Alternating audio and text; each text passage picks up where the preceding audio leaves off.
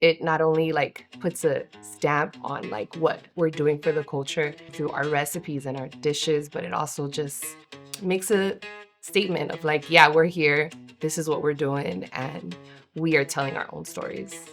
I feel like here in the States, like there's a misconception that there aren't Latinos that look like me.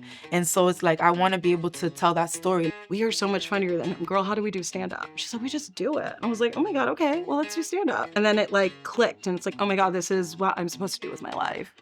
It's my duty, I think, to tell our stories, to push us out into the forefront.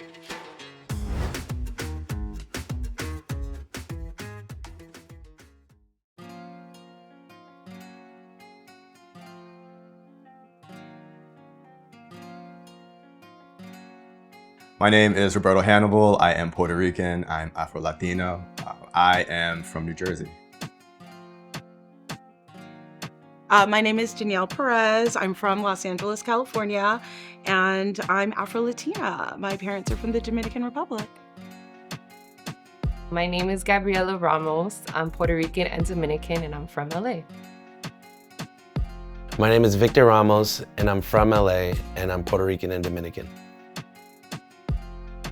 My name is Pame, and I am originally from Dominican Republic, pero me crié in, New York and Connecticut, so East Coast girl. So I'm full Dominicana, mira, de pura cepa. Growing up Puerto Rican, my grandmother was very close. We went to Puerto Rico every single year, and we spent a lot of time there. A lot of my earliest memories are that of like the culture, the food, the TV shows, Luz Clarita. Being Dominican in LA is a very unique experience because no one in LA knows what a Dominican is. I swear people thought growing up like I invented it, like the island of Hispaniola. They're like, no, you're lying. I know we have access to maps, but I've never looked at one, so I don't believe you. I think being Puerto Rican and Dominican here in LA, I always felt sort of like out of place, or just people didn't know where we were from. Kind of the same experience as Gabby's, growing up here in LA. A lot of people didn't know where we were from. Actually, I got a lot of people thinking that I was like Black or Mexican. And so I felt a sense of pride to, give people knowledge about like where our islands are and what it is and our culture. And so, yeah, at times it was rough because, I would bring food to school or like, and kids wouldn't resonate with it. They were always asked like, yo, what is that? Or, things like that, or whether like the music we played and stuff. And so sometimes I felt isolated, but I also felt happy because it showed that I was like different and unique. And it just gave me a chance to, talk about my culture and my heritage. I mean, it's so crazy because I remember like coming to the States and like being around other Latinos or like other Puerto Ricans or like other Dominicans that don't necessarily look like me. So it was hard to come to the States and like have the front group of the African Americans because I look like I'm African American, pero no entiendo nada de nada. I don't understand the lingo. I don't understand what's going on. And then the Latinos is like, oh, pero ella negrita, she's Black, like, you know what I mean? So I never felt like I fit with any group, and it's like the only people that I had that looked like me were my family. My grandmother actually lived in Loíza, a lot of Black people there, so I saw a lot of people like me there, but it was, when I went out into other places, I recognized that, I'm darker than a lot of people around me. I was this essentially like mixed race kid, just not quite fitting in with like the Latinos, not quite fitting in with the Black people. Like Latinos would look at you and just be like, okay, sort of, like she's almost there, but something's off. And then Black people are like, she's Black, but she's not Black. They were very confused by that. Looking at my family, my tios and my tias, their complexion is darker than me. And so that kind of, as a kid, that kind of made me start thinking like, wait, like, where are we? Like, where are we really from? And what is our story. Yeah, like I always knew I was black. It was never like I mean, even though like the Dominicans, we have that problem. I'm not black, I'm Dominican, you know? We have that issue on my dad's side. We're still working on it, you know? But, you know, y eso relajando, like, you know, our family, we always knew, like I always knew that I was black. Storytelling to me is the root of who we are. You know, we grow up knowing so much, but we don't know where we come from. We need people to tell us that. And storytelling is more than just the story itself, it's also how you're telling the story. Let me really be in that story with you. That is, to me, the importance of storytelling. We need to know every detail because those little details are gonna really inform who we become as a person. I wouldn't be an actor or a writer without stand-up comedy first. With storytelling, specifically stand-up, I'm in charge of the narrative. I'm the one telling you what it is, right? I'm the one with the microphone, pulling focus, and it's just so rare that you see queer, Afro-Latina, like taking center stage, holding a whole room captive and sharing their story. So I love it. I am a voice of, you know, my ancestors. I feel like carrying on their traditions and their heritage through things we practice, you know, or things that we enjoyed, food, music. Through food, through sharing these experiences with folks, it not only like puts a stamp on like what we're doing for the culture through our recipes and our dishes, but it also just makes a statement of like, yeah, we're here, this is what we're doing, and we are telling our own stories. I feel like I try to tell a story with everything that I do. And I try to make sure that with everything that I do, I put a piece of my culture, I put a piece of who I am, I put a little piece of like what I'm trying to also motivate, especially because I feel like here in the States, like there's a misconception that there aren't Latinos that look like me. And so it's like, I want to be able to tell that story. Music was always in my life. Like my dad plays percussion, my mom was always like in church choir and stuff like that. And at first I started off doing musical theater. Like that was the thing. Like I was like Broadway, all the way, you know? But then I would go and I would do these auditions and it would be like every black girl in the world auditioning for the one black role in the one musical that's majority white, you know? And so I was like, okay, let's put a pause on this because for right now, like it's not gonna work out the way that I'm thinking to work out, so let me pivot. I acquired my disability when I was 20. I was hit by a light rail streetcar in San Francisco, and so I lost my feet. It was really hard.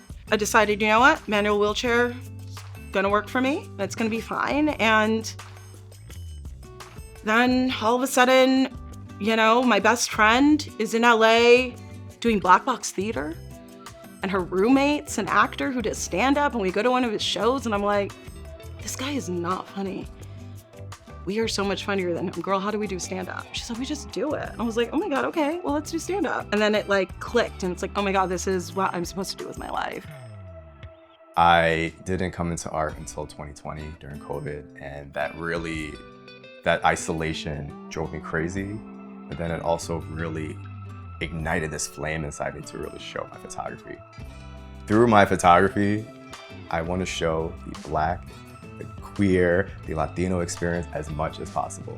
Casa de Lola is the name of our food business that we get to do each month. We curate different dinners and brunches, and we get to cook outside, cook traditional recipes that we sort of like do our new take on. We made it a point to have it be sort of this backyard experience because, I mean, I love being outside and I feel like it just creates such a nice vibe. You get to see the house that we grew up in, which is really cool. It makes you feel like you're eating literally at someone's house because that's what it is. That's our concept. With stand-up, there's so many people that can tell jokes. Like joke writing, it's a formula, you can do it. There's a lot of people that are funny, but there's no other use, right? Like that's the key. Like other people aren't my competition because there's only one me. So if you can double down on what makes you the most unique and special, the way your mind works, the way you see the world, that is what's going to bring you success. And that's also what's going to touch other people. I take a lot of photos. You know, I have a lot of photo shoots, but when you go to my Instagram, what you see is blackness, queerness, Latino. That's all you're gonna see. That's all I'm gonna show you. We drive so much culture, and to be behind the scenes all the time is wild. It's so wild. So it's my duty, I think, to tell our stories, to push us out into the forefront. You know, I don't want to do the normal R&B. Like, I don't want to do like reggaeton. Like, I was like, let me see if I can make like a different fusion and incorporate like lo palo dominicano, pero like in a more modern way. And so then I ended up like working with like some people that didn't necessarily know anything about it, but it was good that they didn't know anything about it because they kind of brought their pieces into making it feel more, tú sabes, moderno y no típico, you know? Casa de Lola is just a good mixture of both, of just like traditional cooking, but also like the things we've learned as young chefs, going through, you know, the culinary arts. So yeah, maybe there are not other people who are queer Afro-Latinas who are fat and use a wheelchair, born and raised in LA. But hearing me share that can touch someone in a way that is relatable, in a way that makes them feel not so alone. Like, I grew up listening to palos. Like, I grew up like Christmas time, like los tíos, like everyone together, and la tambora, todos together. My mom telling the stories and dancing together in the middle of the circles and the palos and conducting everyone else. Like, storytelling has always been an influence for me in everything. Like, whether it's me having a conversation, whether it's the music that I make, it's always been something that's been, whether it's the bochinche from everyone and all the tias, like, you know, in the past few years, like, I've just been trying to like solidify that. So then, you know, when I put more music out to the world, it's very, very clear that that's just basically a Pame sound. And then when people hear it, oh, that's Pame, 1000%, you know? So I try to incorporate la cultura dominicana and also like lo palo dominicano into everything that I make. What I love most about photography, about being on set specifically, there's a moment.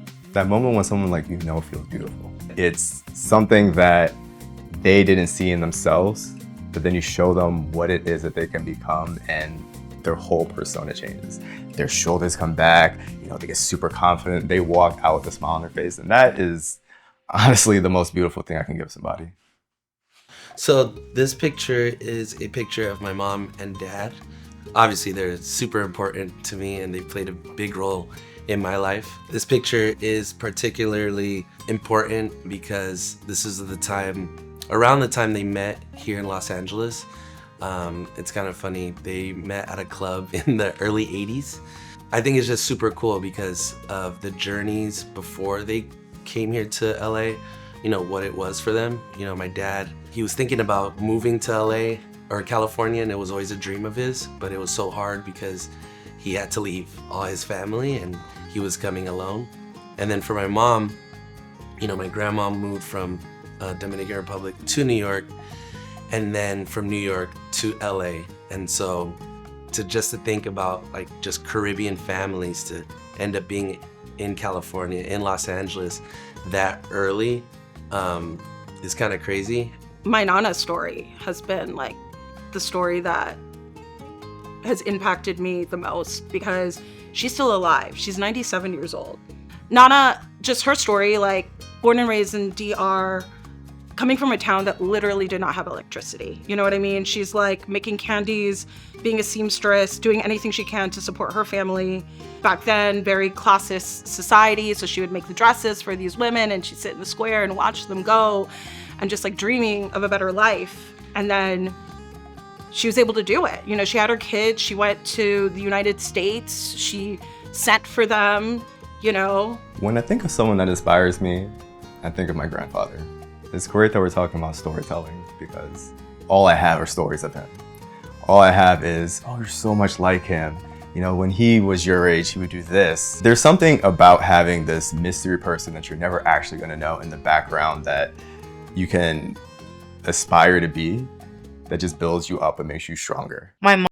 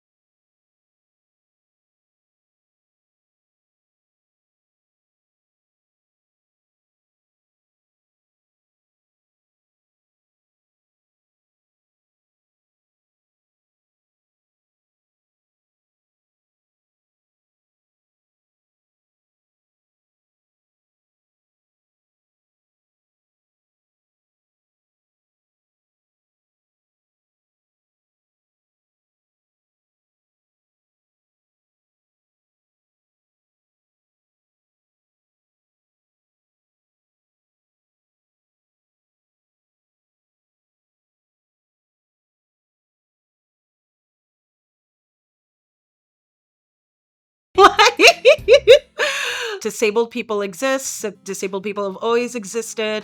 And as long as, you know, I'm allowed accessibility, I can thrive, I can flourish, I can live my life. When I think about being Puerto Rican, Black, gay in America, I think about all of the tough times, just truthfully.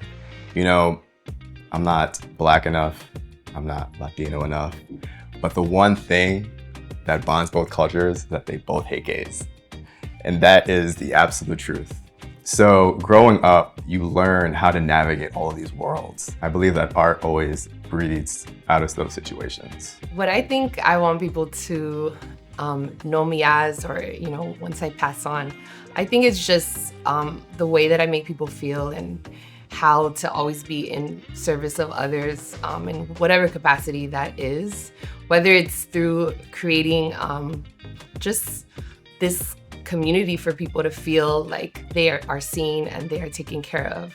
I want people to remember me by someone who in everything that she does, she's tried her best and did everything that she possibly could to make it happen. What do I want my story to be? I don't want to limit myself, but I really want it to be that I had fun, I was kind, and I made cool shit with my friends, honestly. Like, I think that's genuinely my big dream. I want people to remember me as someone that they felt at home with, that they felt as soon as I was in their presence, they felt calm, they felt seen, they felt heard, they felt loved. I'm co-curator of a party called Capicua here in Los Angeles.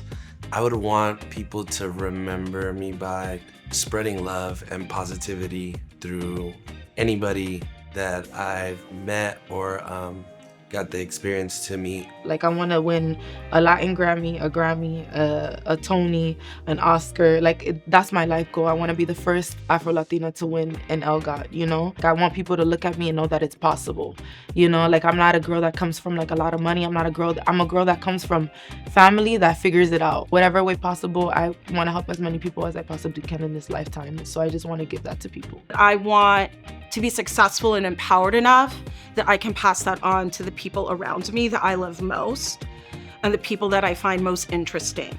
I want people to look at the work that I left behind and know that this is who queer people want to be seen as. I want them to know that being Black and Latino is a thing.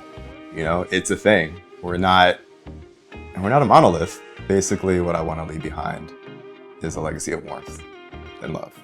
My name is Roberto, and I'm a storyteller. I'm Gabby. And I'm Victor, And we're storytellers. I'm Fame, and I'm a storyteller. I'm Danielle, and I'm a storyteller.